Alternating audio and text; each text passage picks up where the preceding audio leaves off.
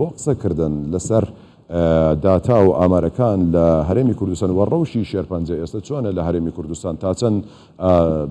بەرەنگاری ئەم نەخۆشە دەبێتەوە بۆ ئەمە بەستە گفتوگۆ لەگەڵ بەڕێز دکتۆرە چنار سنجاوی سەرۆکی بەشی کۆنتڕۆڵی شێرپەنجە لە وەزارەتی تەندروستی بەڕێزیان لە سودوی کوردستان 24 لای ئێمە میوانە بەخێر بێ دکتۆرە. ڕەوشی شێرپەنجە لە هەرێمی کوردستان چۆنە لە چ حاڵێکدا ئێستا؟ ڕەوشی شێرپەنجە لە هەموو جیهان وەکو گوتت لە زیادبووندایە، بەڵام لە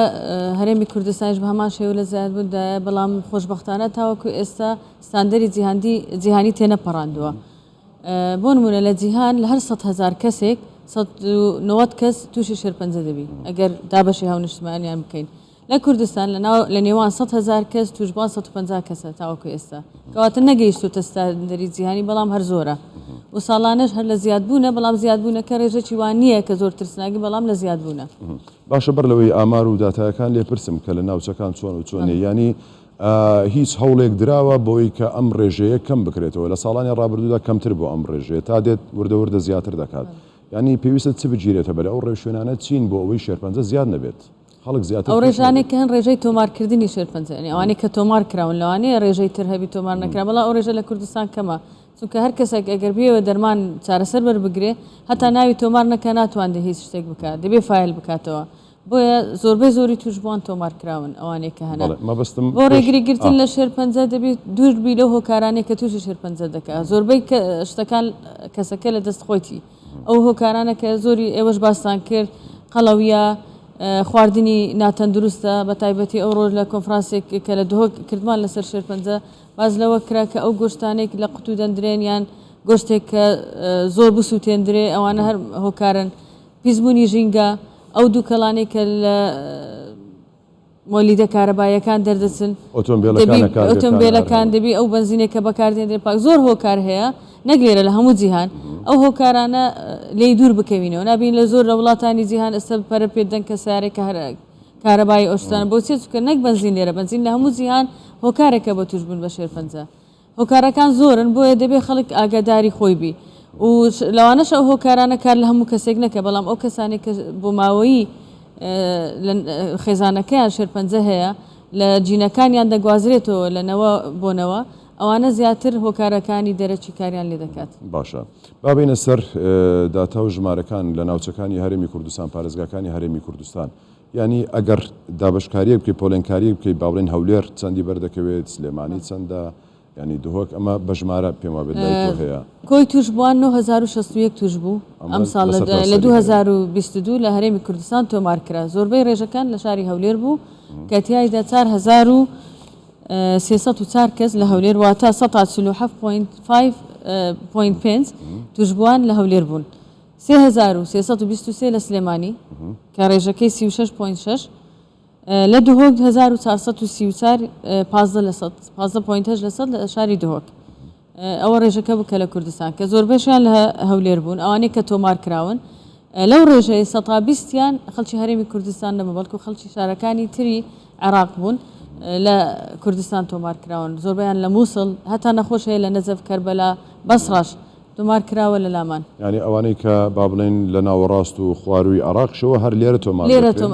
زۆر لە نەخۆشەکان ئەمە شتێکی باشە بۆ ماکەوا دەکا دڵما خۆش بێ، دیارە چارەسەر لێرە لە شارەکانی تر باشترە، لێ زۆریان لەوێ دێن لێرە چارەسەر وەردەگرن و ئاوارەکانیش هەم دەوریان هەیە و ئاوارانێک کە لێرن ئەوانیش کە تووشی شێرپەنجە دەبن ئەوانیش هەر لە کوردستان تۆمار کراون. بۆیە ئەو ڕێژەیە کە هەیە شەرنی هەمووی خەڵکی کوردستان بێ، ئەوەی کە ئێمە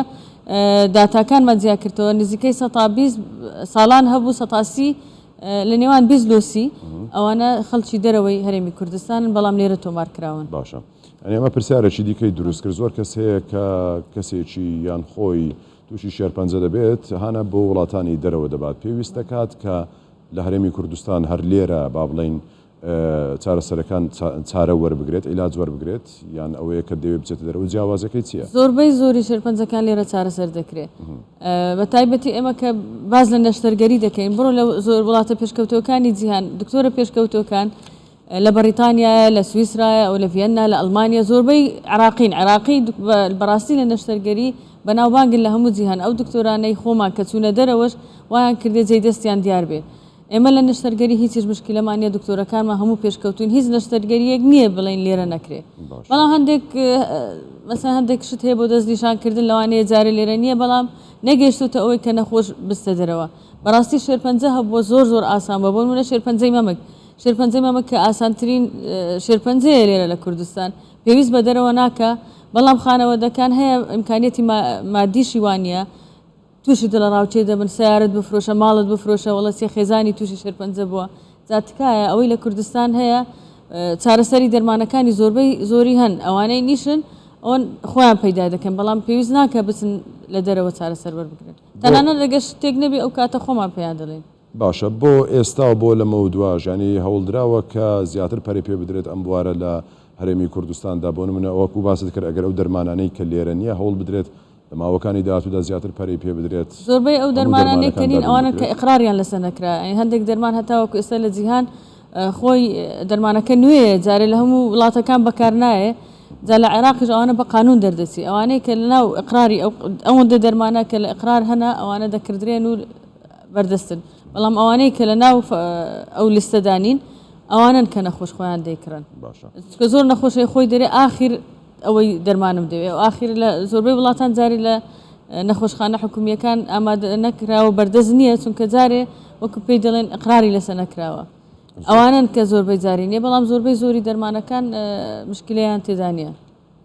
هەوڵ دەدەم پرسیاری خەڵک بکەم بە تایبەتی و کەسانی کە نەخۆشیان هەیە یان خۆیان شێرپەنجن ینی هیچ شێرپەنجەیەک هەیە چارەسەری نەبێت یان هەمووی چارەسەر دەبێت بە دوو زۆر ئەوە بیکەم شێرپەنجە بڵێن کە 100% چا دەبێتەوە بەڵێ شێرپەنجە هەبوو بە تەواوی چابووتەوە ئەوانەی کە زوو دەستنیشان دەکرێن بۆیە دروشمی ئێمە ئەوەیە کە لە شێرپەنجە مەترسە لە درەنگ دەستنیشانکردنی بترسە